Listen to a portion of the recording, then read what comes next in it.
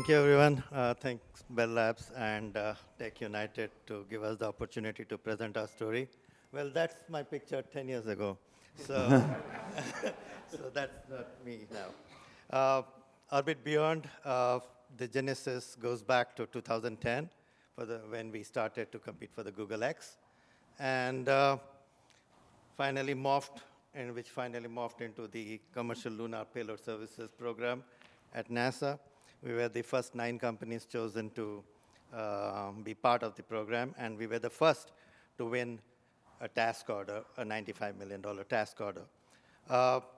We had to withdraw due to domesticity reasons, and we were asked to come back with a homegrown design.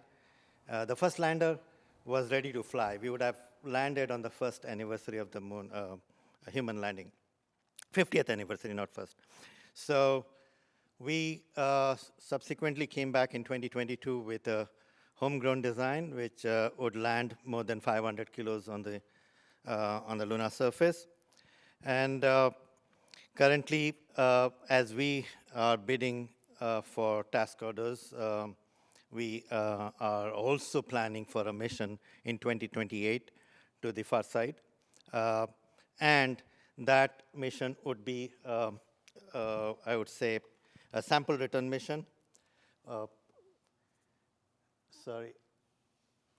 So basically, this we are planning to take all the 3 modules. This is the lander, the ascender.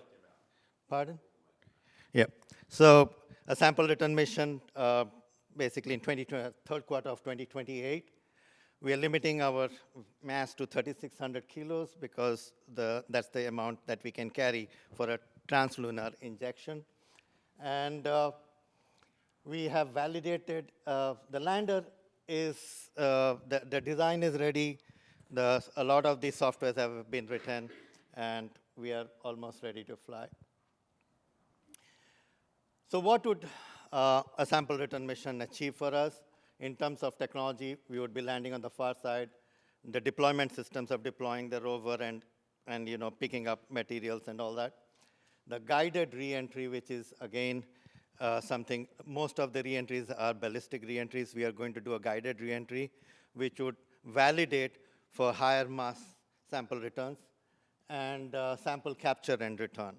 In terms of exploration, various data we would be gathering. I would not spend time on that. And then we are looking at exploring presence of water, helium, minerals, and regolith properties. And the last part, in terms of infrastructure, we are talking about testing 4G LTE, and along with that, having data storage and edge computing. Basically, fault detection, isolation, and recovery of various systems on the lunar surface. So if somebody were to ask me who are you? We are initially a FedEx to the moon. That's in very simple terms. And we will help build communities there. And when you build communities there, you will need all kinds of infrastructure to be. And we are a lunar transportation, exploration, and infrastructure company. The initial exploration part of it would be the first mission that we are looking at, the Atkin mission. And in terms of infrastructure, this is the first set of things that we are looking at, as well as looking for helium-3, and subsequently we would be looking for mining helium-3.